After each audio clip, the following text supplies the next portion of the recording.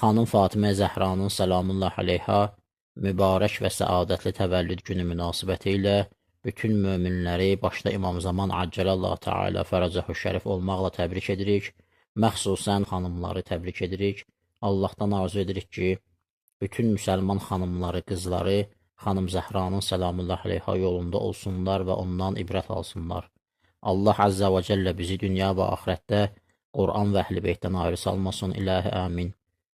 Əl-İsabətu fi təmiz-i sahabə kitabında İbn Həcər Əl-Əsqəlani Əhl-i Sünnə alimi Darul Kutub-ül İlmiyyə tərəfindən çap edilib.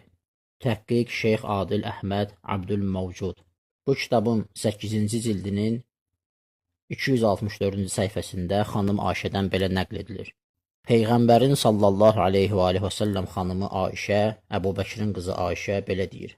Mə rəeytu qattu əhədən afdalə min Fatimətə qeyrə əbiha. Deyir ki, mən heç vaxt Peyğəmbərdən sallallahu aleyhi və aleyhi və səlləm savayı Fatimədən üstün heç bir şəxsi görməmişəm. Yəni, xanım Ayşə etiraf edir ki, Peyğəmbərdən savayı heç kəs xanım Fatimə Zəhradan salamullah aleyha üstün deyil. Baxın, ərəb dilçiliyində bir qayda var. Nəfi cümləsində, yəni inkar cümləsində nəkirə gəlir. Bu ümumiyyətə dəlalət edir. Deyir, mə rəeytu, görməmişəm, görmədim, bu inkardır, nəfidir. Nəkirə gətirib əhədən, yəni nəinki bir nəfəri görməmişəm ondan üstün, yəni heç bir kəsi ondan üstün hesab etmirəm, Peyğəmbərdən başqa. Bu heç kəs məsələsində Əbu Bəkir də bura daxildir, Ömər də bura daxildir, Osman da bura daxildir.